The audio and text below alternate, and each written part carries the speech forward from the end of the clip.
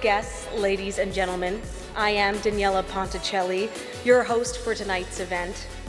If you turn your attention now to the right of the stage, I will present to you our new SaskTel Plaza of Honor inductees. Are you ready? The first inductee into the 2023 SaskTel Plaza of Honor makes history as the first female to enter the Plaza of Honor. Being inducted as a builder, Wendy Kelly was a Saskatchewan Rough Rider board member from 1993 to 1995.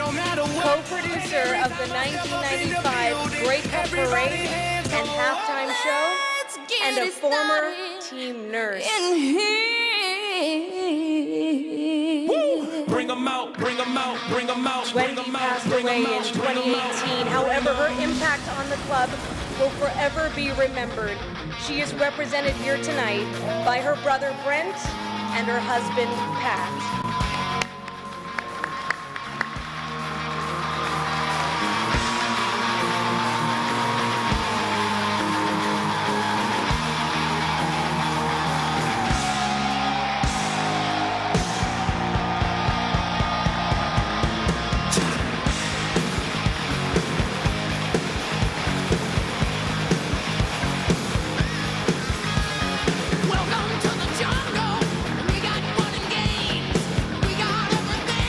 Our next inductee group is no stranger to the Bring 'em Out entrance. In 2013, they put together a regular season record of 11-7. They finished second in the West. This special group went on to win a historic Grey Cup right here at home after defeating Hamilton 45-23. They etched themselves in Rough Rider history and will do so again tonight once more. For your next inductee, we have the 2013 Grey Cup champions, your 2013 Saskatchewan Rough Riders. We've got to make some room for everybody on the stage. Keep going, keep going. Once again, your 2013 Grey Cup champions, 2013 Saskatchewan Rough Riders.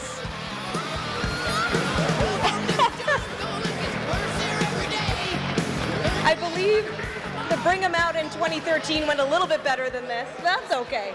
Keep going, keep going.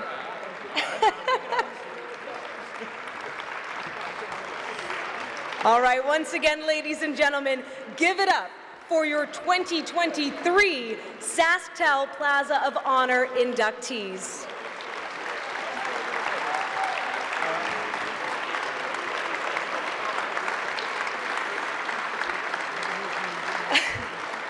I almost don't want to say it, but inductees, you can now be seated.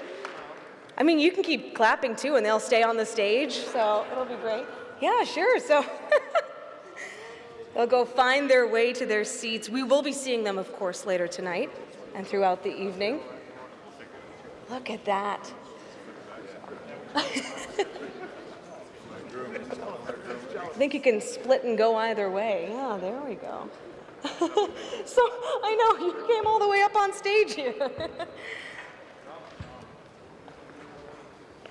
Well, as they make their way to their seats, good evening once again, ladies and gentlemen. It is so great to see everyone here at the beautiful Connexus Arts Center. I feel like we need a round of applause just for this beautiful setup, being able to sit here on the main stage under these lights.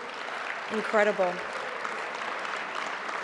Of course, we gather here today to celebrate the achievements of the Plaza's first female individual inductee, Wendy Kelly, and the 2013 Saskatchewan Rough Riders Grey Cup Championship team. I've been practicing saying that over and over again. It feels pretty good. Tonight is an evening to celebrate historic achievements and, of course, the impact of both inductees, all while raising money for the Saskatchewan Rough Rider Foundation's mental wellness programming. I would like to acknowledge that this celebration is located on Treaty 4 territory. the ancestral lands of the Cree, Saulteaux, Dakota, and Lakota nations, and the homeland of the Métis. The SaskTel Plaza of Honor Gala is also presented by AGT Foods and WCPD. It is the premier event of the Saskatchewan Roughrider Foundation. The Foundation's mission is to empower the province's youth and strive to ensure that our community's programs really are benefiting all children in this province so that they can grow up and reach their full potential, become leaders in their own communities, like many of you tonight, and ultimately help build a better Saskatchewan. We are pleased to have our title partner, SaskTel, back for another year. Please turn your attention now to the screen for a short video, which will be followed by the Honorable Laura Ross to bring greetings on behalf of SaskTel. People in this province help others in little ways like boosting someone's car and bigger ones like spending weekends volunteering at the rink. It's just what we do, offer helping hands. And it's why, through SaskTel Cares, we offer many initiatives that make a difference, like phones for a fresh start, Be Kind Online, sponsorships, and our investments in networks across Saskatchewan. It's how we're doing our part in making Saskatchewan better. All right, the Honorable Laura Ross.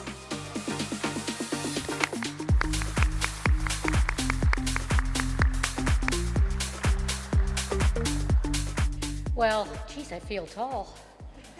I could be Jean Mikowski. Need bigger shoulders, though. But anyways, good evening, everyone. Before I begin, I would also like to acknowledge that we are gathered tonight on Treaty 4 territory in the traditional home of the Métis. You know, it's an honor to be here and bring greetings on behalf of SaskTel and the Government of Saskatchewan. As the Minister of Parks, Culture and Sport and the Status of Women, it's an honor to be here.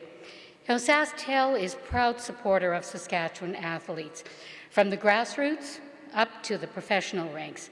For decades, SaskTel has been a proud sponsor of this iconic event and your Saskatchewan Roughriders. The Plaza of Honor enhances our community by supporting youth through education, health, and most of all, amateur sport. Now, this event is an important fundraiser for the Saskatchewan Roughrider Foundation. And I want to thank each and every one of you tonight for being here tonight, for being great supporters. You know, without your incredible support, the Foundation's mission to empower our youth and communities, it just wouldn't be possible. I'd also like to take a moment to thank the organizers, the volunteers, and especially our event chairs for making this event possible. We all know the value of hard work, but sometimes we just forget to say thanks. So thank you, each and every one of you. And nowhere is it more obvious than like a night like tonight, when we come together to recognize and honor some of the most incredible people who have helped make Rider Nation the outstanding football community that it is today. I'd like to take a moment to share my condolences for the recent passing of the legendary Saskatchewan Roughrider, George Reed. Our government was proud to proclaim this Saturday, October the 7th, as George Reed Day in Saskatchewan. 50 years ago, on October the 7th, we also got to acknowledge George Reed Day, so it's pretty special this Saturday. To remember his contribution to the community, and most of all, to celebrate his legacy.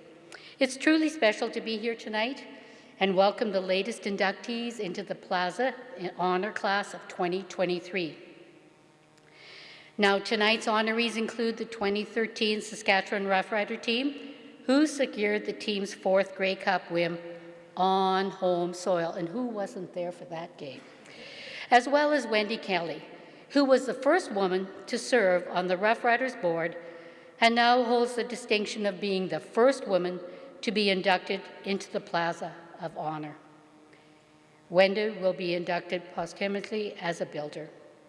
Now, on behalf of SaskTel, I extend my sincere congratulations to all the inductees. Thank you, everyone, for coming out this evening. Enjoy your time here.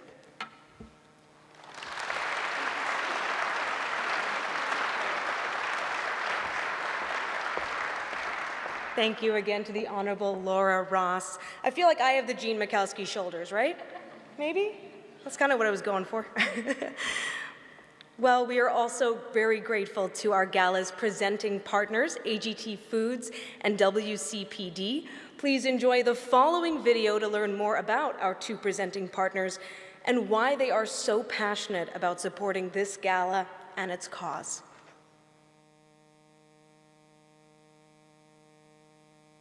Hi, I'm Peter Nicholson. I'm the president and founder of WCPD Inc. It's an acronym for Wealth, Creation, Preservation, and Donation. We use the short form WEALTH.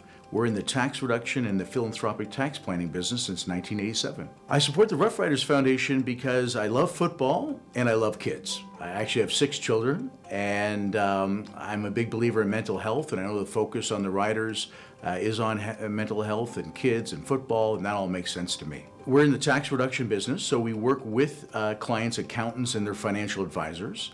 We created a special philanthropic tax structure or tax reduction using flow-through shares, which generally are quite volatile. These are mining exploration shares, but we de-risk them. So there is no stock market risk by finding a liquidity provider, usually a resource mutual fund, to purchase those flow-through shares. So this is the GIC of tax reduction. And you can save about 30% on your tax bill. It's always a bill that we don't like to pay, and if we can reduce it, that's all better. And most of our clients give some back to charity, and that's where the connection of the philanthropy comes in. And we're happy to work with your accountant and financial advisor to see if it's right for you. Well, I support the Riders Foundation by using my own charity flow-throughs. I'm proud to say that so far I've given $55,000 to the Riders Foundation. The community has been great to me and my business, so I like to give back to the community and support it. And I really couldn't afford a big donation such as the $55,000 if I didn't get the maximum tax efficiency by using these charity flow-throughs. Well, I think it's important to give back for the businesses and the individuals that have done well in the community. One of the big problems in this world is about inequality. So by giving back, I think we shrink that inequality. I've done very well, and because of that, I want to support Saskatchewan. The other problem we have in the world is climate change. And the more critical minerals we can find using these flow-through shares, the more uranium, the more lithium, the faster we can get out of zero and get to zero carbon. I'm really happy for everyone to come out tonight and support the Riders Foundation and have a terrific evening. AGT Food and Ingredients is a value-added processor of lentils, peas, chickpeas, and beans. And we're involved in processing farmer commodities and getting them to the world. But when we looked at getting involved as the chair of the committee, the Plaza of Honor Gala is a celebration of success. It's a celebration of winning. And, to take that ability to kind of link it into a community cause and, doing well in the community, that's what attracted me to be a sponsor and to actually dedicate my time as the chair of the event. Well, the Rough Rider Foundation is a foundational part of our support at AGT. The foundation kind of belongs, to the community and all of the pillars of the foundation, health, wellness, community development, amateur sports. These are all things that we think build Saskatchewan and build communities. So that attracted me to the foundation, and we kind of view the work of the foundation as synonymous to the work that we want to do in rural communities around this province. I mean, communities are the foundation of Saskatchewan, and rural Saskatchewan is the vibrant part of our economy. It's part of our culture. It's really what Saskatchewan is. So to be able to work with the foundation and to be able to help to, spread the message of all of the pillars that we're working on, I think it's a very effective way to take the brand of the Riders and to kind of make a difference in communities. That strength of the brand, the players' involvement in delivering programs, and the connectivity to amateur sports, that's what to me is getting all the results of all the work that we're doing. The Plaza of Honor Gala this year is going to be a celebration of a championship team. We're going to have all kinds of people from the past, present, and the future, of football and our communities in this province. It's an event that you don't want to miss.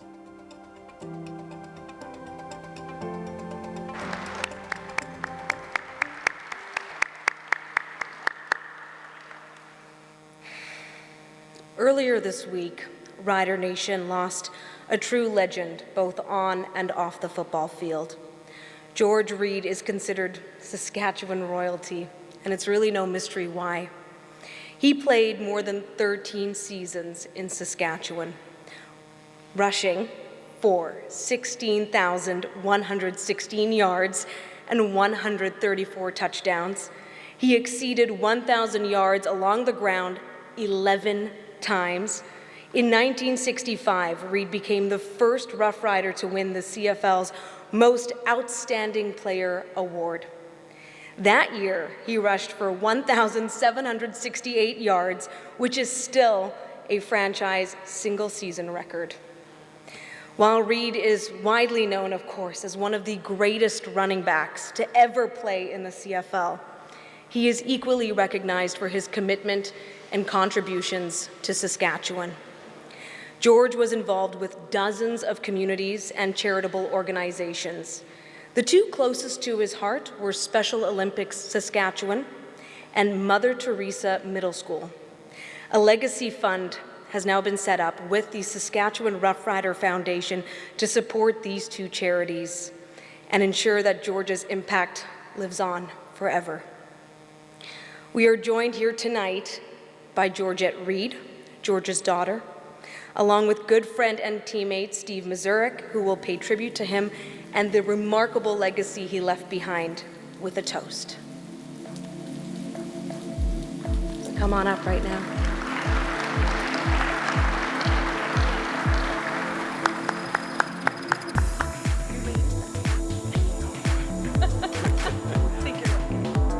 Whoa. It's fun. Thank you. It is fun. I have the honor this evening to give a toast to George Reed. George was my teammate for his last 3 years as a Saskatchewan Rough Rider. He hired me to be his executive director of the CFL Players Association, and he was my friend. Actually, George is screaming at me right now because already he's saying I'm taking too much time because we've got a party tonight and a celebration. I'm here tonight to give us a toast, but the toast comes in two parts. And the first part is to the players. I won't ask you to stand. You know who you are. You folks stood on George's shoulders and wore the green and white. You were in the huddle and you were on the CFL gridiron. You were the beneficiary of improved workplace conditions. George Reed enriched your compensation. He embedded injury protection into our collective agreement.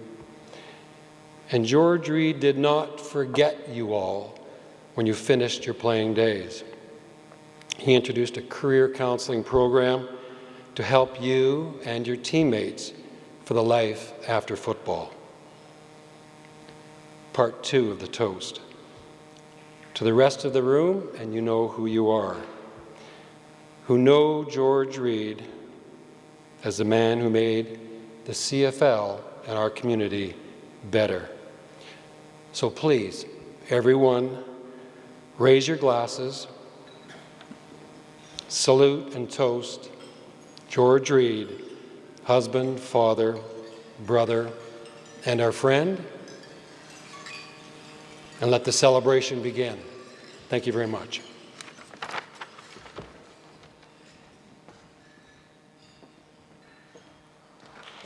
Thank you so much to Steve for those beautiful words.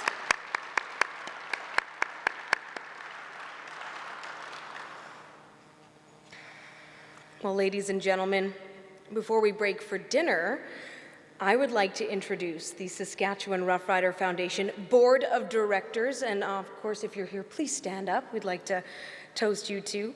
Pam Klein, Chris Getzlaff, Kent Paul, Craig Reynolds, and Foundation Executive Director Cindy Fuchs. Cindy stood up. Appreciate you. Know where Cindy is now. As well, I want to say a special thank you to the co-chairs, of course, of the Plaza Planning Committee, Murad and Michelle Al-Khatib. Without their leadership, none of this evening would be possible. Thank you so much.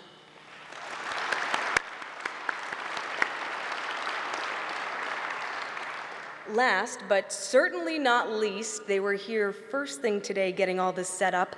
The planning committee itself, Sarah, Sabine, Lisa, Caleb, Brianne, Karina, Carly, Marnie, and John, thank you for all you've done as well. We would also like to extend a very big thank you to John Lipp. John has been the chair of the Plaza of Honor Selection Committee for over 20 years, everyone, and this year will be his last, for those who didn't know.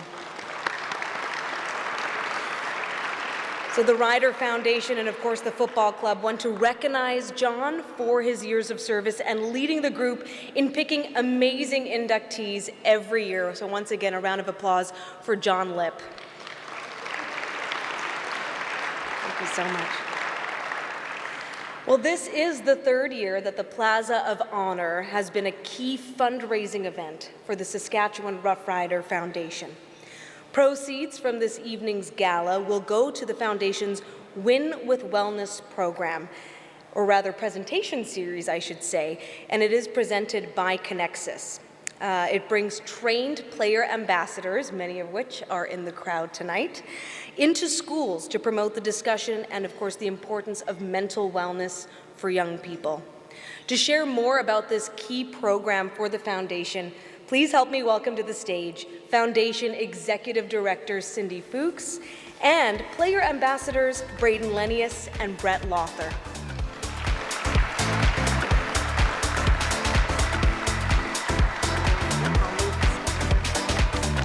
I get the step, they do not. Good evening, everyone, and thanks so much for being here. The money raised tonight will help fund our Win with Wellness program, which is presented by Connexus Credit Union and many other donors that are in the room. Thank you so much for your support. We launched a goal with Randy Beatty as our leader, so thank you, Randy. About 3 years ago at this plaza that we would raise $1 million to launch that program. And I can proudly say that under Randy's leadership, we've reached that goal and exceeded it. So thank you, Randy.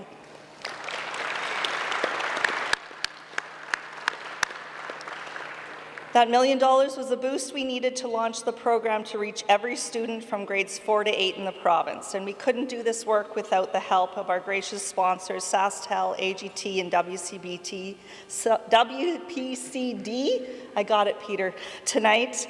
And our fearless leaders, Michelle and Murad Al-Khatib, thank you so much. And of course, all of you as guests here tonight. I know this is not a cheap dinner. It was a fantastic dinner, but thank you so much for supporting a great cause. I want to let you know that this legacy is carried on. It was thrilling for me tonight to walk into the room and see many player ambassadors. I don't know if that's what they called you in 2013, but the delivered school programs throughout this province when you played here. And that has not changed today. So thank you for setting the stage for these guys to know how important it is to give back to this community of Saskatchewan when you were here. The Win with Wellness Player Presentation Series brings talented and trained player ambassadors, they're trained, into the province's schools to speak on and promote mental wellness with all of our youth.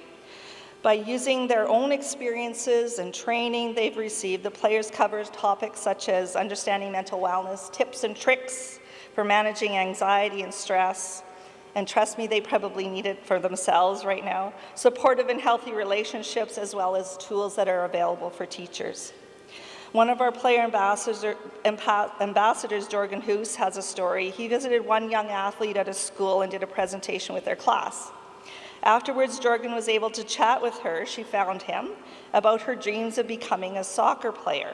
And a couple months later, he received a message that she received an invitation to the Women's Regional Excel Centre for Soccer in Saskatchewan and played with Team Sask that summer. She told him that he was part of the reason she achieved his goals, or her goals. In 2022 and 2023, last season, our players Jorgen, Brett, Braden Lenius, Derek Moncrief, Dan Clark, Mitch Picton, Impacted more than 16,000 students. They visited 80 schools and did over 220 presentations. That was a lot of driving. The Ryder Foundation, yeah, thanks.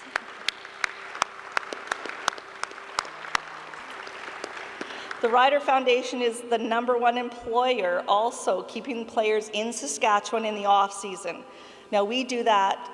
We're probably the #1 employer, but not the #1 reason they stay here. Probably girlfriends and wives are the #1 reason.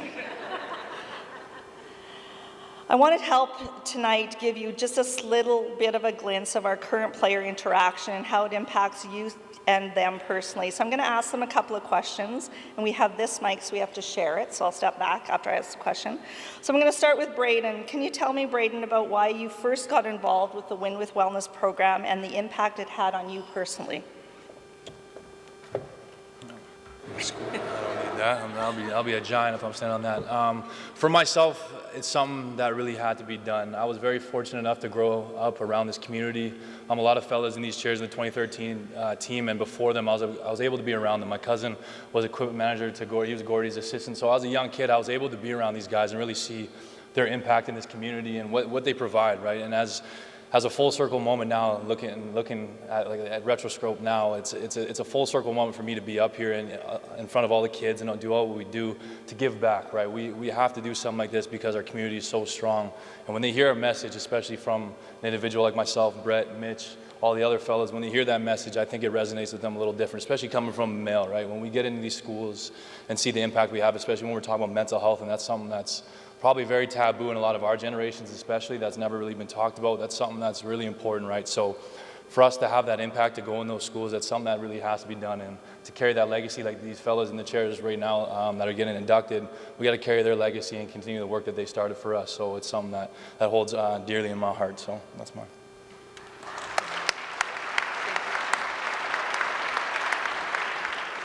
Yeah, I guess kind of the same thing Braden said there. 3 reasons for myself.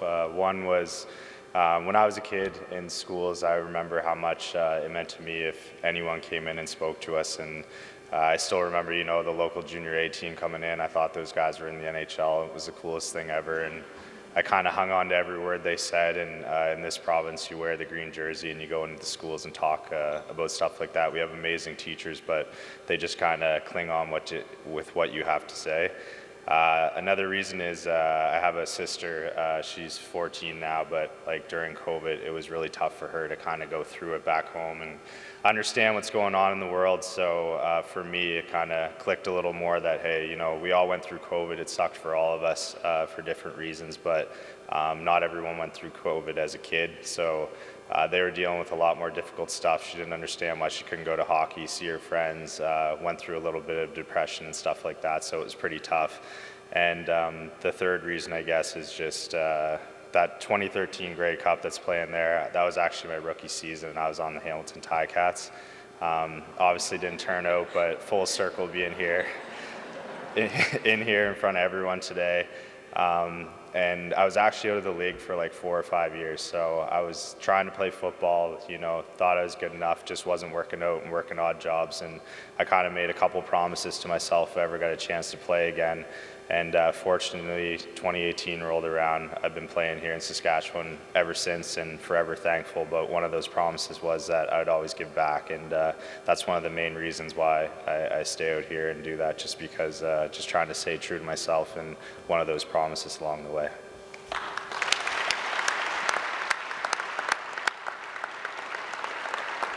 For myself, after the 2022 season last year, Brett and I hopped in the community cruiser and drove up 13 hours to Sandy Bay. I know a lot of Saskatchewanites would know that is. That's pretty far north. I've never been that far north in my life. So that was something that was very intriguing, but something that we kind of went in with no expectations. We went up there with a heavy heart due to the circumstances, as they had a teacher who had passed away 2 days before we got there, and then they had one of their football players and one of their beloved students. He was terminally ill, so we had the opportunity to go visit the school and the young man who's passed along now. But to go up there and do what we did, it does take a lot, but it also, to see the light that we bring to the families, to the school, for the family to entrust us to, see their son in that state, that really sits with you. And when you go up to those communities, you kind of sit back and realize how blessed we are down here.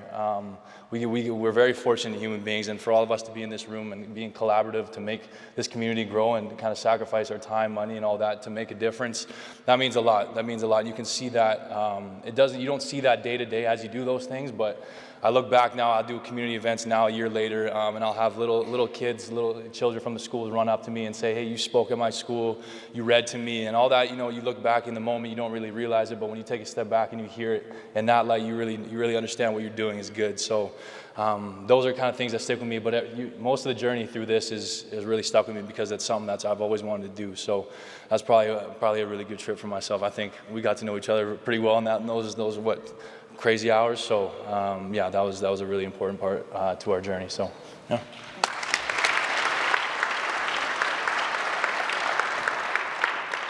Yeah, that was a pretty tough trip too. I went pretty hard for 4 days at the Grey Cup and then drove 13 straight hours up to Sandy Bay. So for me, I guess it's less of an impact, I think, that I had on anyone or the schools, but more of a community, the impact they had on me, and it was another kind of full circle moment. I'd done a couple trips up north and been on the road for a couple weeks at a time, and then one of the trips I actually was staying at Lloydminster and was driving each day to a different community and kind of spending time at their school. And I went to Good Soil one day, and obviously had no idea where I was going, what to expect. But driving in, got to the school, and the teachers and everything, they were so excited to have you there. It was like I was Santa Claus or something like that coming into the school. And they started just telling me, like, do you mind if like some of the adults in the community come, like they want to see this presentation, like no one's been here since 2006. I believe it was 2006, it might have been 2007, but no one's been to our community in so long, like we're so excited to have you. Like a lot of stuff along the way, and then they basically, I was like, oh, like who was here last? And they're like, oh, it was Jeremy O'Day, like he's our favorite player, blah blah. And I'm like, full circle, like he's our GM now. And I'm like, man, that's tough. Like you guys went from your favorite player being an O-line to now a kicker. Like it was but yeah, so it was just pretty cool, just because there were so many adults at the presentation and taking it in, and the students as well. And I left there with, like, they loaded my car up with presents. They wouldn't let me leave the community without going to the local restaurant for food, and it was amazing. So it's as much as it's rewarding, like for the kids in the program, it's just as rewarding for us doing it. So that's one of the main reasons why I continue to do this stuff.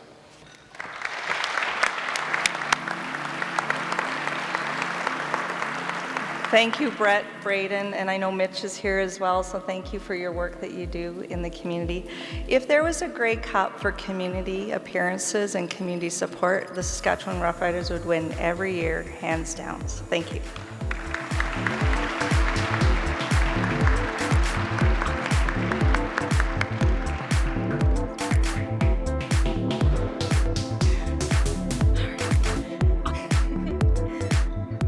By the way, I think it's about 3 minutes into the Grey Cup, actually, where you'll spot Brett. He's just kind of off on the sideline wearing all black. He's got a little hoodie on. He's 10 years younger, but you can totally spot him. He's right there. Also, I'm glad you pointed out Gordy. I barely recognized him. You're not wearing shorts, Gordy. What the heck? Come on. It's all right. We'll allow it. We'll allow it this one day. Thanks again to Cindy, Braden, and Brett for coming up. Well, now it is time to kick off the induction portion of the night. The Plaza of Honor started in 1987, and since then has inducted 138 individuals and 3 teams. Take your guesses, of course, who have all made major contributions to the proud tradition of the Saskatchewan Roughrider Football Club. Tonight, we will induct another builder and another team into the Plaza. Through their talents and contributions, both on and off the field, each has forged their own niche in the history of this football club. Each inductee's name will be added to the elite list of Plaza of Honor members who have all received the highest level of recognition for their excellence, commitment, and impact on the football club and, of course, on our community. First up, in the builder category, we have the first female individual inductee into the Plaza of Honor. Wendy Kelly served as the first female board member in Rough Riders history. Among her many contributions to the club was co-producing the Grey Cup Parade and halftime show in 1995, serving as the committee chair for the 2012 Plaza of Honor dinner, and the production manager of the 2013 Grey Cup Gala. Prior to her time on the board, Kelly served as the team's nurse for 7 years. She has certainly paved the way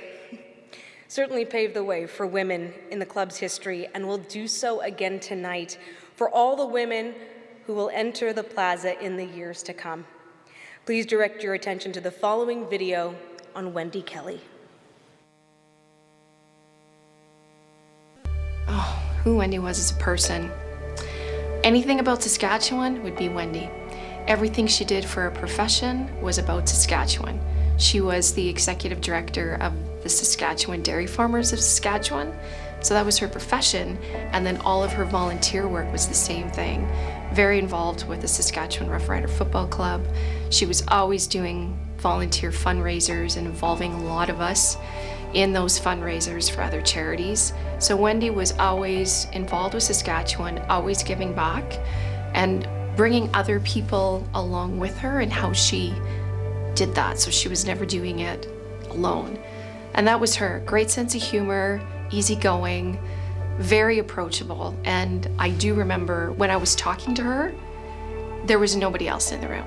And she did that with everybody. She just made everybody feel that they had 100% of her attention.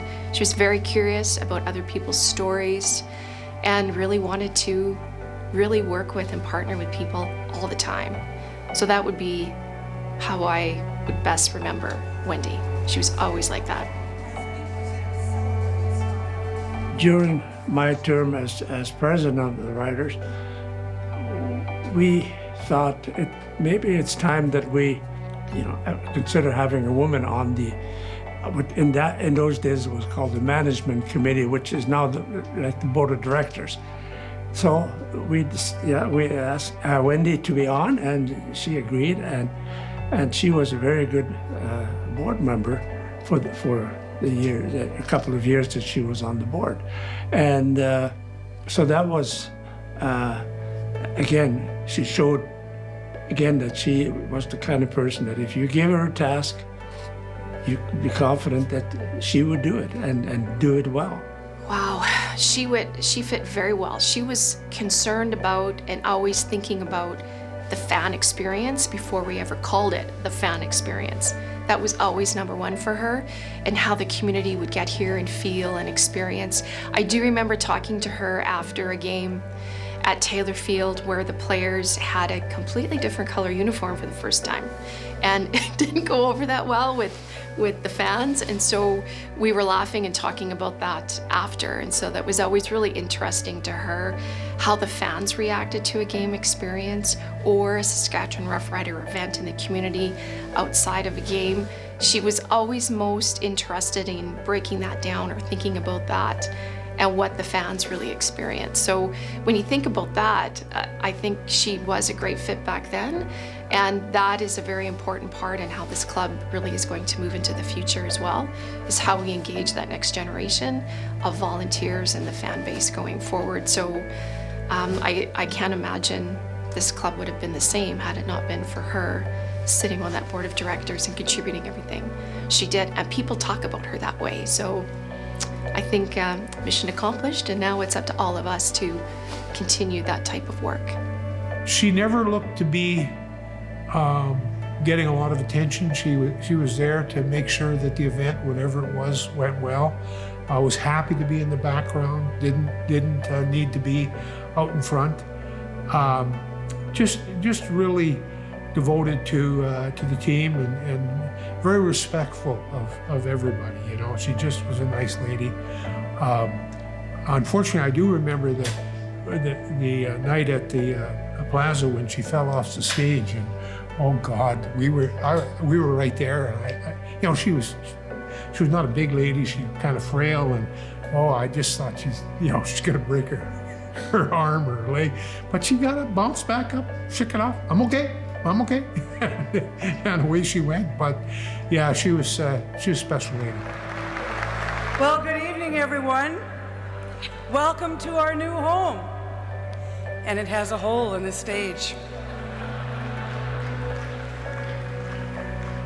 Serving as a volunteer chair of the 2012 induction ceremonies is not only a distinct privilege, certainly one of the highlights of my 40 years volunteer involvement with the Rough Riders, 30 years that have been an active member of this committee. Well, Wendy, there's no question, Wendy was involved in a lot of big projects. Now, over the years, the Riders had hundreds and hundreds of volunteers in numerous committees. In earlier days, it was the volunteers played an even more important role than they do now. But Wendy was the kind of person that if it was a high-level project, an important project, that's the kind of person you would look for, because she just had that ability to get people involved, to organize it, and to make it successful. Every single big thing she got involved in and was in charge of, it was successful. So she was that kind of a high-level volunteer that played such an important role in so many different events over the years for the Riders and for the city, not just, but she's the kind of volunteer that also got involved in the community in many other areas that she played important roles in. She was so interested because that is what made Saskatchewan. She always felt that this is a special place and all special human beings must have come from Saskatchewan. That's what she has said before. And this is just what you do here. It's what makes a community. How you grow your skills. It's how you meet people. It's how you create connection and relationship. And she just knew that if you have any capacity in you at all, you give back to your community all the time. And she created moments and opportunities for everybody to do that. She was often people's bridge into a volunteer experience. And the Saskatchewan Rough Rider Football Club was no exception to that. When she chaired the Grey Cup halftime show here in 1995, that had never happened here before. She figured it out. She would pull in talented people whose skills would know how to pull it together, and she pulled in and created a huge volunteer group to pull off that tremendous show. So she knew how to bring people in and help them create that common thread. And I know there's people that remember being a part of that first ever Grey Cup halftime show because she made it possible for them to also have an experience and learn how to be a part of community. When I was going through all of her stuff, I found a handwritten note from Jim Hobson, and she kept it because it was exactly who she was and how she wanted to be seen. And Jim acknowledged her. He said, "Wendy, you've always represented the best of Rider volunteers, classy, committed, and no sense of entitlement." And when I phoned Jim to talk a little bit about using that quote, he said to me, "Linda, Wendy was Saskatchewan."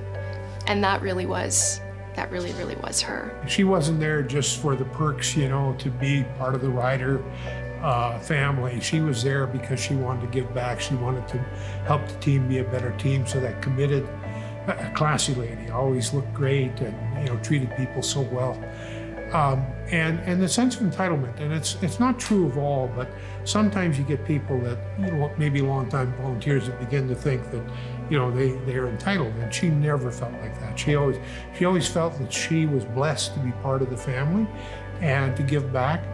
She was so deserving of this recognition, and it's great to see us recognizing a female in the plaza. And she, if she's watching us, she'd be very, very happy to be given this honor. And she'd say that she shouldn't, that she was just, one of many, but she was a special one of many.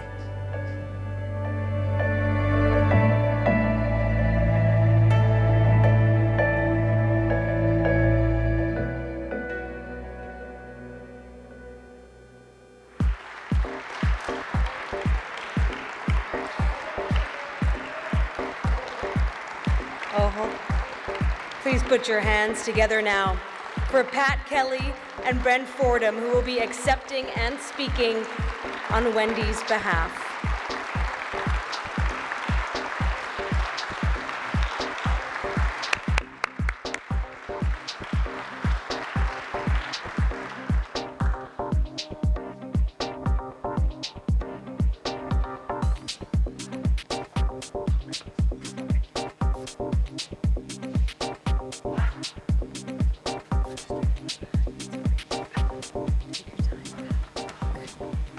Thank you, everyone. Thank you for coming out to see Wendy's final crash, I guess I could describe it as. But all I want to do is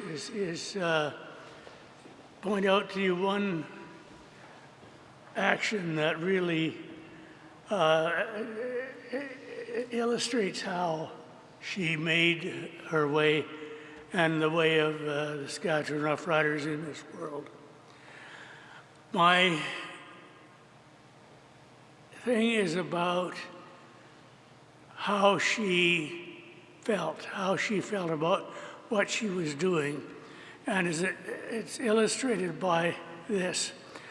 I was told that we were going to have a new guest called Gaynor the Gopher. I did not know what that was. And when I came home in the afternoon, there she was with her back turned to the front door, and there was this great big brown thing, the head. But she stuck at that thing, and I thought, well, I guess if she's committed to Gaynor, I'm committed too. And that's how she brought a lot of people into this stadium. Thank you so much for your time.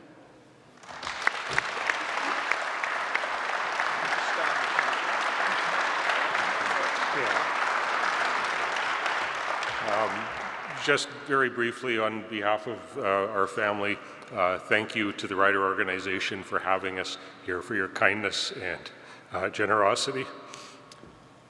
I'll tell a very brief story to give some context to the time frame of Wendy's work with the Riders.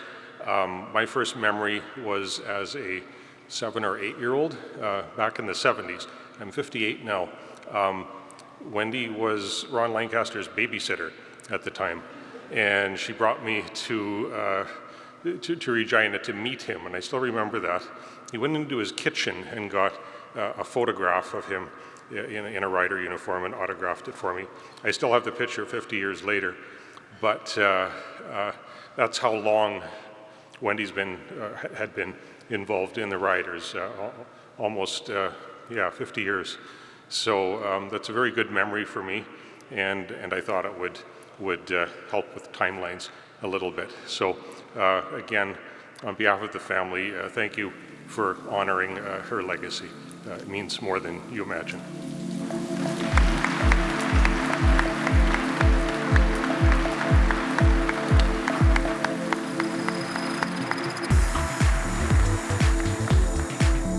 Thank you, Pat and Brent. Well, the 2013 Saskatchewan Roughriders Grey Cup Championship team is often regarded as one of the most special teams in Roughrider history. After beating Hamilton in the Grey Cup game, they completed something that had never been done before. That is win a Grey Cup right here in Saskatchewan. That win provided Rider Nation special memories that will last a lifetime. Please direct your attention now to the induction video for the 2013 championship team. The dream is still alive for the Saskatchewan Roughriders to host the Grey Cup and win the Grey Cup. The BC Lions did it 2 years ago. The Toronto Argonauts did it last year.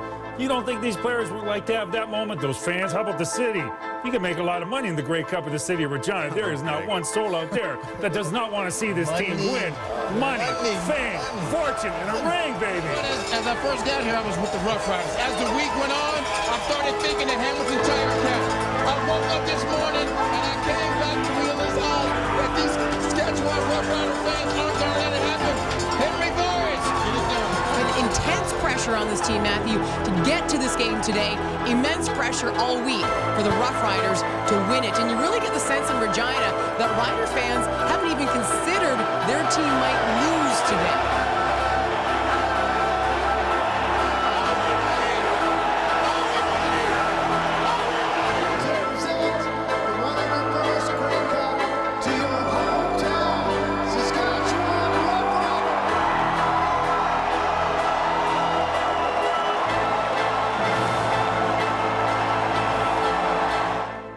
Years seems like 10 minutes.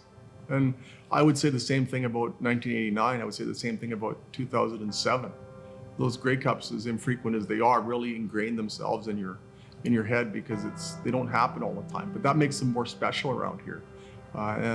So 2013 had such a sentimental significance because it was the last opportunity to win a Grey Cup at Old Mosaic Stadium.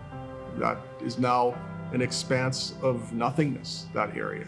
That was the last chance to win it there, where Ronnie played, where George played, where Dean Griffin played, where Glenn Dobbs played, etc.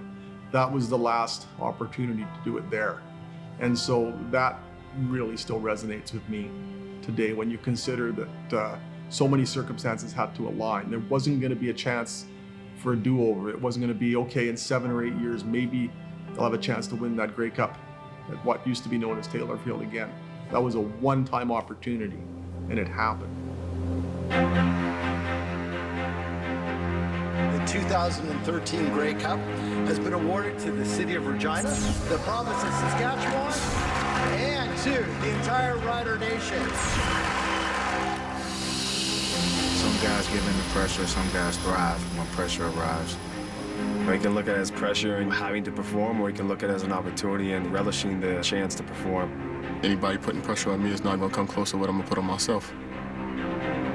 They're built to win the Grey Cup, and if not, it's going to be a big disappointment. We were going to either see euphoric state or absolute depression. Expectations were really, really high. For the biggest prize in the CFL, who's going to beat us? There's no more time for excuses. All of Saskatchewan was just on fire with this Grey Cup fever. They are painting the town green. It's time to be great. We win the game, we're going to have the best celebration ever. We want this win bad for our coach, for our city, for us, period. Feel like it's our time. Seal the deal at home. Pressure from fans and so on, but the pressure we put on ourselves, the pressure that Brendan put on himself, Corey, myself, I knew that I was probably not going to be there for more than 2, 3, 4 more years. I wasn't sure, but what a chance to to win a Grey Cup at home, and that was our goal. So right from it was started in 12 with some of the changes on the roster, and then putting the key people in place in 13 and the coaching staff. We talk a lot about the roster and the great players we had, but we had a very good coaching staff there. Not just Corey that year, but Bobby Dice and Alex Smith and of course Richie Hall. I mean, we had a very good staff, and that was key to us. And so it was a 2-year process, and I know Brendan probably got tired of me talking about are we putting the right pieces in place, but he did. All right, fellas, first thing we want to talk about is we always talk about good evening champs, good morning champs, and all of that. Some of you guys were here last year, some of you guys were not. When I talk about that, it's an on the field, off the field type thing. We're talking about winning all day, every day, in everything that we do, okay? We want to be champs. This is professional football. Each man in here, meaning you're a professional, so everything you do, you should be the best at what you're doing, all day, every day, and everything that we do. Corey was young, but very, very passionate about the game, passionate about learning about leadership, being a better leader, all those sorts of things. So he was key, and I think really 12 was a learning year for him, because he hadn't had any head coaching experience and he was relatively new to the game. So 13, what I saw was, I never saw him panic. Like we were not, we went on that losing skid early, and then we had another one late in the year when it wasn't really that important, but he didn't panic, he was calm. And that rubbed off. And the coach, I think guys like Richie and Alex Smith and, those guys were so, so good at what they did. Last but not least, all in. When we end every meeting, I'm going to say all in. You guys are going to clap and say all in. If you're not all in, if you're not in with the purpose, if you don't understand where we're going that day, we're not going that week, make sure you see your coaches. Make sure you see me, because we got to make sure that we all in and headed all in the same direction. Everybody understand that? All right, everybody good with that? All in? That's what I'm talking about. The strange thing about the 2013 playoffs was the toughest game was the first one. They go into Calgary and they win 35-13. They beat Hamilton 45-23 in the Grey Cup. So a couple of 20-plus point disparities as the games increased in importance and magnitude. But that first game against the BC Lions, the Rough Riders won 29-25, but they were trailing by 9 points going into the third quarter, a home playoff game. And BC had made a point of really shutting down Corey Sheets. The running game wasn't really there in a conventional form. And it just looked like it really wasn't meant to be for the Rough Riders that day. Could this all come unravel, this tremendous season for the Regina-based Grey Cup looming, could it all come unraveled in a home playoff game? And that's when Darian Durant took over. I spent a lot of time in this league, had some heartbreaking losses, and it's time to get it done.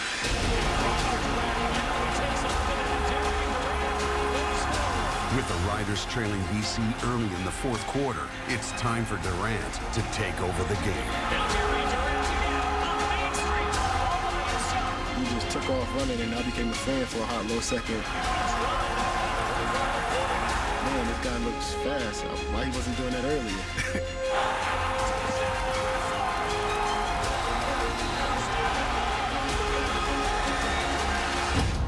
I guess we brought the old Darian back.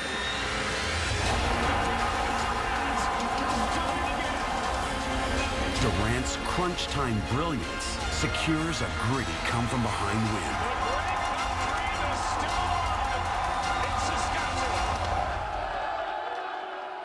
Just as much as one can in a team sport where there's 11 other components to an offense, Darian Durant carried the team. It was as brilliant an individual performance as you will ever see, and I don't care what league, I don't care what sport, I don't care what year, I don't care what era. What Darian Durant did that day was, I recall that somebody tweeted that day, or X'd as it is now, after the game it was just a one-word tweet, legendarian. And it said it all for what Darian Durant did that day. He rushed for 97 yards, which was a career high for him. 91 of those yards were in the fourth quarter. Just play after play after play. And George Cortez, the offensive coordinator, had a lot to do with that too, because he noticed that BC was the one thing that they were really giving the Rough Riders at that point was the run. The quarterback was unaccounted for, and Darian Durant just ran all over the BC Lions in the fourth quarter. And also, as much as people remember what Darian did along the ground, he also threw a touchdown pass to Weston Dressler in the fourth quarter, one of two that he threw to Weston that day. So Darian Durant just made everything happen in the fourth quarter. And after that, I mean, it might be an oversimplification, but it was pretty much a breeze. They went into Calgary and the score of 35-13 actually flattered the Stampeders. I mean, it was just an absolute rout at McMahon Stadium. The Rough Riders exploded out of the gate in the first half, and that game was pretty much over by halftime. It was masterful. Darian threw 3 touchdown passes in the first half against Calgary. Over the course of that playoffs in 2013, taking into consideration the Grey Cup, he threw 8 touchdown passes, not a single interception, and we've already referenced what he did along the ground against BC. It was as close to perfection as you can get at a time when that's pretty much what is required, especially in that first game against BC, where after trailing 25-16 after the third quarter, there's virtually no room for error. And there was so much tension in the stadium that day. And you just wonder what the consequences would have been had that team not gotten past BC after that great start, after all the expectations. What kind of off-season is it in 2013? We remember what kind of off-season it was after the 2013 Grey Cup. It was rather joyous, but the toughest challenge was that game against the BC Lions when Darian Durant pretty much carried the team, and after that there really weren't too many roadblocks. Yeah, it was really a roller coaster season in a way. because we started so fast, and of course then the hype really went up, and then of course, you know, we lost Corey for a bit, and we didn't lose those games by a lot. We were in those games by and large, but we came up short. So all of a sudden you're at the top of the heap, and all of a sudden you're in the middle. And so that was different. But the guys, they never lost confidence. They always felt they were a good team. Darian really, he'd always been our leader, but he really rose to the occasion. But I can't say enough about some of the role players like Mike McCullough, Neil Hughes. Those guys really contributed to the locker room and on the field. But of course, then you got great receivers like Getz and Weston Dressler. People forget about Todd Smith, but the guy had 1,000 yards that year. And G-Roy, he wasn't the G-Roy of old, but he still contributed, but he was key in the locker room. And Dwight Anderson, who I used to hate with a passion when he played with Calgary, because I'd always stand on the sideline down by the end, and he'd be always mouthing off to everybody, including me, and I'd be giving him shots. I came to love the guy. Like, he was great in the locker room. He was a leader. He's a heck of a player. And I watched him with his wife and his kids, and I saw a different Dwight Anderson from what we saw in the field at times. So the guys like that came in, and Dominic Picard, you know, came in and played great at center. Our old line, geez, we had Ben Heenan and Blue and who else? Danny Clark was just starting to play then, but we had a good offensive line at that time, good overall. So it was a good team, but the locker room was tight. The guys never lost confidence. They always believed they were going to be in the Grey Cup, and they ended up in the Grey Cup and did what they set out to do. This team was built to win. This team went through everything it went through for this moment. You went through everything you went through for this moment. Each man in this room was built to stand by his brother, as a brother, through everything we went through for this night. For this night. We want today, it's not about your opponent, it's about every man in this room. Everybody understand that. We gotta play fast tonight, and we have to focus to the finish. We have to focus to the finish. Finish every play. Focus to the finish. Don't let your emotions get the best of you. Don't let the crowd get the best of you. It's just the next game for us, and we're meant to be in this game. We're meant to be in this game, we gotta write this game, we gotta win. But what are you trying to do? What are you trying to do? What are you trying to do?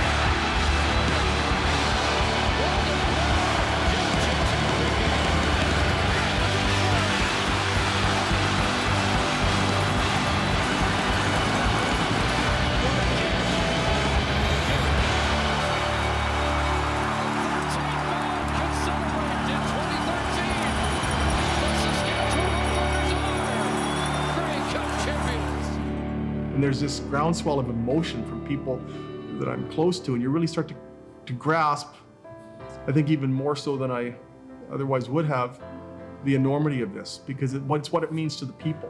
It's what it means to the fans. Yes, we're talking about Weston Dressler and G-Roy Simon and Darian Durant, Corey Sheets, and all these amazing players. But fundamentally, it's nothing if people don't show up for the game. There's no audience, there's no game. And here's the people at the stadium just so emotional and over what's happened, so invested in it. That's what really struck me, is just what it meant to this fan, that fan, that fan, and just looking out and just seeing it. The game in its final minutes was almost an afterthought because people knew what the outcome was going to be. But it was just that once in a lifetime, perhaps, opportunity to revel in a game, knowing that It's not going down to the wire this time. There's not going to be a Tony Gabriel. There's not going to be a 2009. There's not going to be an Ian Sunter circa 1972. Nothing is going to take this from us. This is ours, and it's happening in our home. And the emotions that evoked to this day really give me goosebumps, because it's unlike anything I've ever experienced following sports as a fan or as a journalist, or I guess now both. Are you ready, Raider Nation?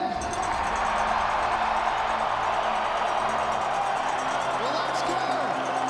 In the Competition de Présenter, it is my pleasure to present the 101st Grey Cup to your hometown, Saskatchewan Roughriders.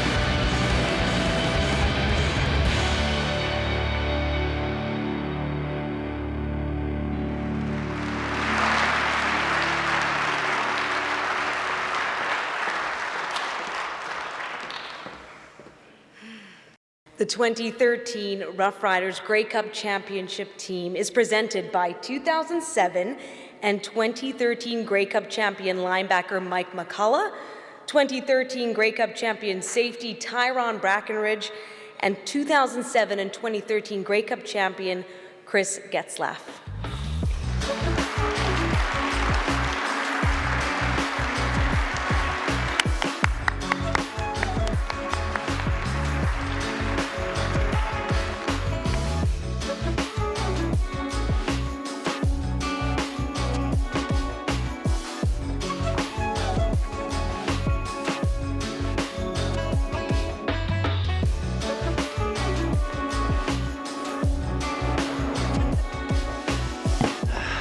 I'm hyped after that one. Ooh, that was nice. Just a quick public message. I don't know if we talked about it already, but if anybody comes in contact with John Chick's beard, don't panic. There's sanitation stations at the back of the room. I think Jim hit it on the head. I think the one word to describe our team that year was belief. I think from the very start to the end, we believed in ourselves. It started after that horrible loss in 2012. We all remember it in Calgary. We should have won, we didn't. And I think that core group of guys kind of were really hungry that year going to the off season. And it seemed like every other week in the off season, the management were bringing in hand-picked all-stars from every other team. We were bringing in Rod Williams, Weldon Brown, G. Roy Simon. Who thought G. Roy Simon would finish his career in a Rider uniform? Don Picard, Ricky Foley, Dwight Anderson. It was just every other week, we're just like, okay, check, check, check. We were basically the Yankees of the CFL for a time. It was unbelievable. And I think that's when we really just kind of got into like, okay, this is our year. And not only do we believe it, but we knew it was going to happen. And, you know, we went through all the obstacles every team goes through. You know, we started off 8-1. We're toast to the town. And then when I came off the injured list, we lost 4 in a row. Let's talk about that. We had some key injuries. You know, we lost Ray for the season, which was real tough. We lost Sheets for a couple games. Guys went in and out of the lineup. We also had some unexpected obstacles as well. For some reason, late in the season, our steam room got locked. We don't know why, what happened there. And we had a severe towel and coffee shortage, too, that we overcame. It was really tough, but we did it. But looking back, I think in that BC Western Semi, Jim was also talking about. Jim nailed it on the head a few times. I think. Going down we were down 17-0, I think, at one point. Weren't we at halftime? I think we were down 17-0. It's almost like that woke us up. I mean, they were running down our throats. Defense, we couldn't stop anything, and offense couldn't get anything going. And even the locker room, I didn't sense any panic. I mean, it's almost like, oh, okay, we better get this going. And for the next 10 quarters, I think we outscored our opponents 109-44. So it was just, we just had to be woken up. I mean, if it was a closer game at half, who knows what would have happened. So it was just meant to be. It really was. And I didn't sense any panic like in previous years. In 07, I was lucky enough to be there, and there was always that we were on edge, trying to win that first one. We were just on edge the whole season. And then, we went through 9 and 10 and everything. But 13 just seemed to be pure and utter confidence, probably bordering on cockiness for some of us. But, just from the very beginning, we knew what was going to happen. So it was just a special year, and a lot has changed in 10 years. Aaron Hargraves has become a Brian Peters clone. Congratulations, Aaron. Found the gym. Well done. Corey Hucklack has a real injury for once instead of his pulled hamstring leading into week 9 every season. For those of you who don't know, week 9 is guaranteed pay from then on, so just so you know. Can't diagnose a hamstring on a long snapper. And I think it's safe to say that Sammy Hurl's golden locks are never coming back. But on the flip side of that, not much has changed. We had guys coming in from all over North America. Some guys flew from Florida, I think California. And we're here on time. Victor Macho Harris lives in the North End and was half an hour late.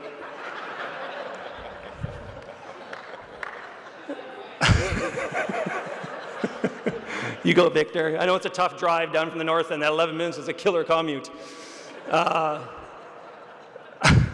And hey, Chick's still having babies. Still. I'm serious. He's got number 11 coming.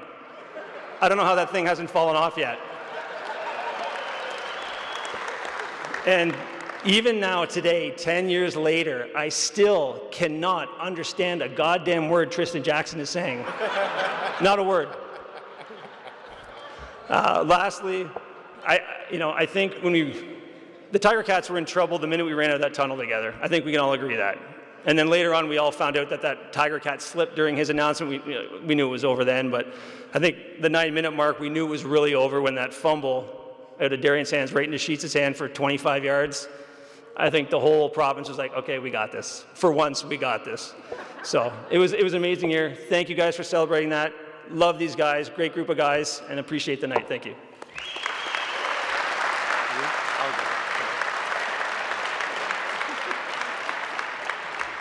Wow. My whole goal when I knew the three of us were going to come up here was to get ahead of Mike. Right. That's why I jumped in first. So, because he's just going to steal the show, and it's. Looking back, it's obviously been a number of years where you get to play the game and you get to get in the locker room with a group of guys every single year with a common goal. And we spent, so many years with a core group of guys that we had a lot of success, and we had some heartbreaks like 09 and 10. And then, 11 was a real off year where we had a brutal record. And then, 2012, by the end of the year, you could kind of see that we had, something that could get it done. And then, obviously, Mike already referenced all the pieces that got brought in 2013. And you come into that locker room and the confidence that there is between the veteran leadership and a number of players that have been there for so long, and the new additions that just fit in like they would have been there for years. And you just knew that we had just a special group to go out there and get the job done, knowing full well that we were going to be playing at home at the end of the year. And to go through the ups and downs of that season, starting off as hot as we did, and then going through a 4-game losing streak where you got the sideshow going on and outside of the football field, like Mike referenced again.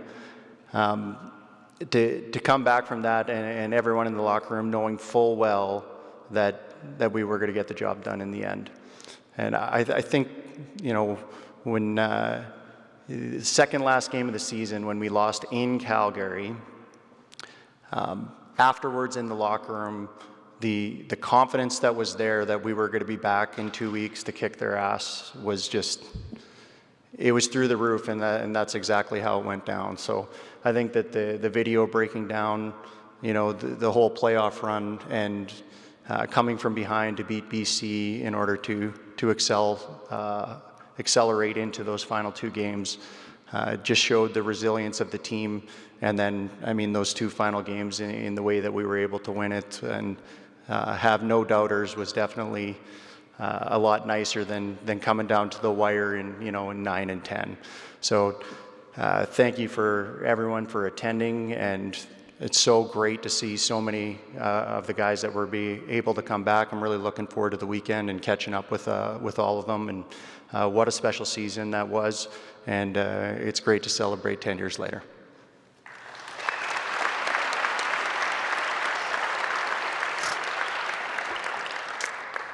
Man, I got to start this off with that. Shout out to the Wolfpack. That was us DBs, man. Yes, sir. Yes, sir. The whole motto, you know, with Coach Chang from day one, he was talking about all in, right? And honestly, I want to just send a special thanks out to the organization, everybody who worked on the Saskatchewan organization, the coaching staff, the GMs, everybody who assembled that team, Coach Chang, your crew, coaches, everybody, man. Just want to send out a special thanks, because without that, the beginning of that, man, we wouldn't have had the special group that we had, man. We had different walks of life. We're talking about all the all-stars that we put on the team from prior teams and everything that we put together, the different personalities. Again, like he said, it was borderline cocky. We knew what the hell we had accomplished from day one, you know, and we had the ebb and flow of the league. There was a little downfall, but again, we didn't waver. You know, and there was some there was some things that we kind of went through, but at the end of the day, we knew what the goal was and what we had in mind. And when we talk about it all the time, that BC game, man, they was digging in us, man. Like, no, pause, but they was giving us the best that they had, and it was a. You had that little slight doubt in your mind, but at the same time, just the look in everybody's eyes, you know, we knew what we wanted to do. And one of the things that Cham used to say to us was like, do y'all want somebody else sitting in y'all seat, sitting at y'all locker? And you had to really think about that. Just imagine somebody coming in your house, right, putting their cheeks in your seat, using your showers and all of that, right? So we like, man, come on. Now, we can't have that. We can't have it. This is our house. We hosting this, and this is what we're going to do. And we went out and did it. Once we got past that BC game, we went to Calgary. Our defense, all the love to our offense, but yeah, y'all missed what we did on defense now. I'm going to tell you, go and clap it up. Listen, we real life went to Calgary. Like we was a SWAT team. We kicked down that door and took everything they had. We went over there and had 7 8 takeaways. Like they had no chance on the field with us. They had to put in another quarterback, and he still didn't have no chance. It was even worse for him. And I promise you, from that game, we knew what we had accomplished. Our defense, the way we were, I'm talking defensive mind because that's just who I am and what we do, but we was a vicious group, and collectively as a team, we was unstoppable because we all had the same goal in mind. And just what really did it too, just the camaraderie we had off the field. We used to do this camping trip, and I love this because we always talk about this. I always talk about this because I've never been in an organization, you know, college, NFL, that we just host a camping trip just with us. And we just be able to get together. It's a night, just one night. No, we don't invite no friends, no family. It's just us, and we just hang out. We enjoy each other. We play games. We cook out. Some guys go out earlier, go fishing. You know, bring in food from when we went hunting. It's just like wild game dinner, man. It was an amazing time. And moments like that will carry with you for the rest of your life. You know what I'm saying? And moments like that is what build that championship team. You know, so I'm very honored, very thankful to be up here with these guys and to be here to celebrate with all of you guys. And like James said on the video, when you say all in, and then one clap. All right? All in? There it is.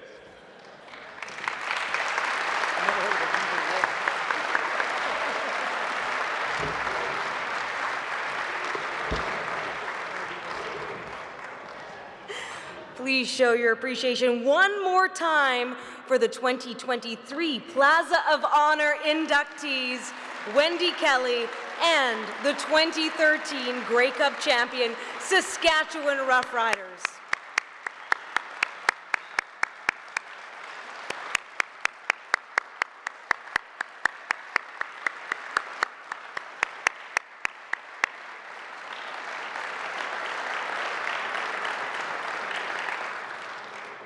Well, before we end the night, I would like to invite our 3 partners for the gala to help us present the amount raised from this evening for the Saskatchewan Roughrider Foundation.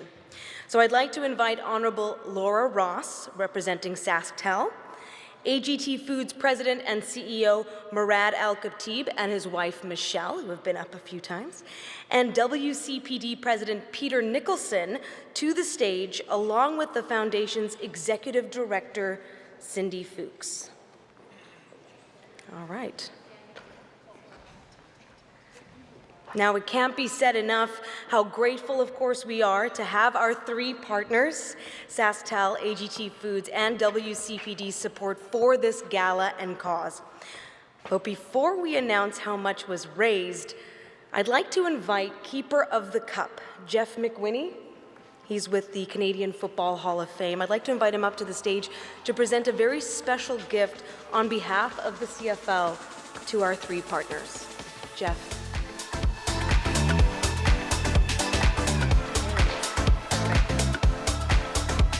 In case you hadn't noticed, the Grey Cup is in the house, so.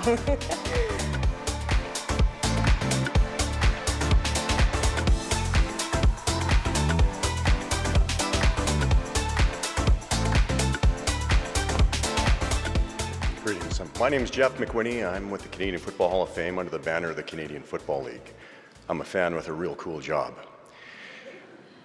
Interesting, what I get to do is I'm responsible for 3,950 names that have described our country and our league.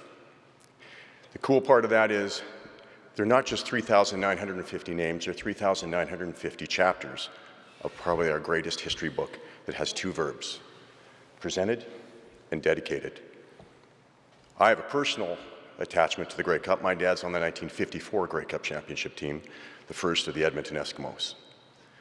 However, in 1956, there was some pretty crazy things that went on in '56. We lost 4 players from the Saskatchewan Roughriders: Mel Beckett, Mary DeMarco, Ray Cernick, and Gordy Sturtridge.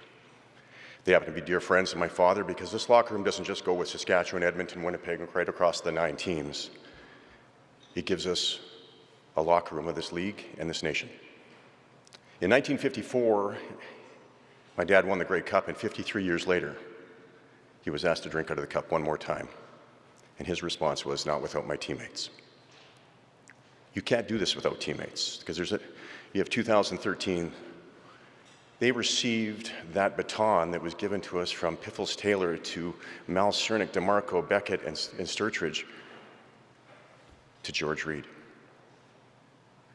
Gentlemen, you 2013 champions are truly champions because you had someone come before you that set the bar. We have other locker rooms that treat us very well. We can't do it without our teammates. And our teammates do some pretty cool things. They raise money for us.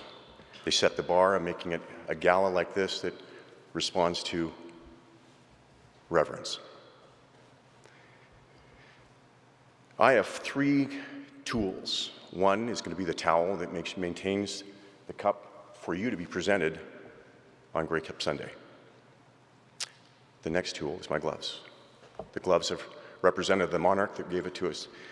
When we were 41 years old, 1909, we received something from Earl Grey and His Majesty the King, which has lasted this long. So the next one is my coin, the Keeper's coin. We choose to do this with the highest of compliment when people go above and beyond. And so today, folks, you will receive the keeper's coin. So, Peter, come forward. And we're looking Murado and Michelle. And Laura? Laura, on behalf of the Canadian Football League and the Canadian Football Hall of Fame, Executive Director Eric Nuivo, our Commissioner, Randy Ambrosi, we respectfully request you to continue the task of honor, integrity, dignity, and diversity. And thank you very much for your service to this great league and this great country. Please receive this on behalf of a grateful nation, as it represents the honor, the integrity, the dignity, and diversity that the 2013 team has continued on since 1909. Ladies and gentlemen,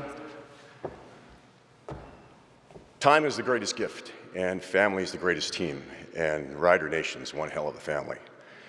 God bless you, and God bless Canada.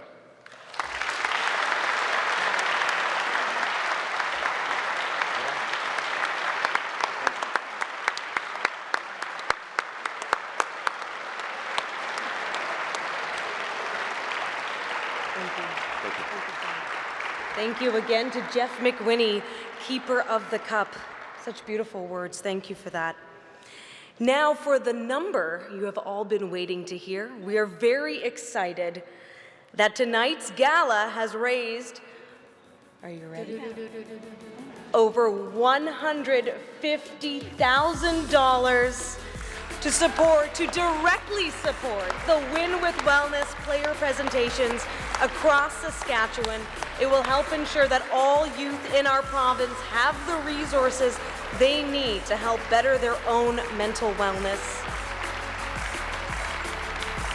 That's incredible. Thank you all.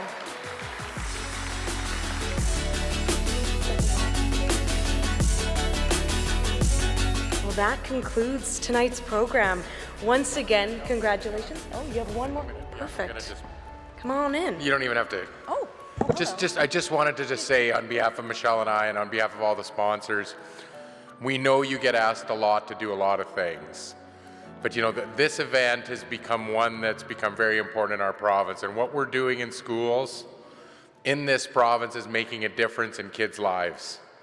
And you know, I think you all know that we're not talking about Riders players going out and doing a pep rally at a school, right? We're helping to build the future leaders of our community.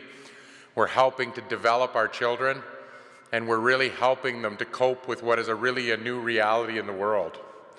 So remember, what you're doing is important, and we thank you from the bottom of our hearts. Thank you.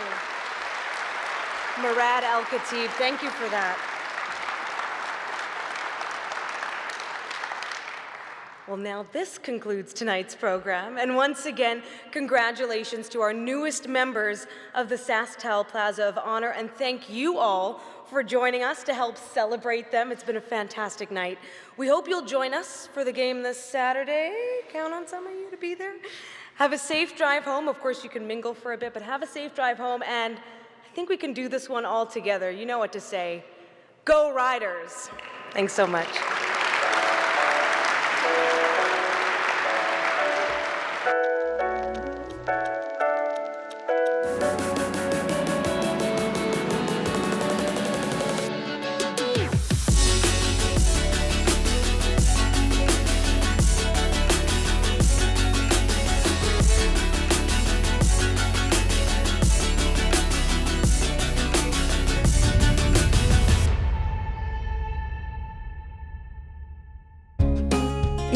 Program ideas you'd like to see on Max TV Local, let us know at sasktel.com/local.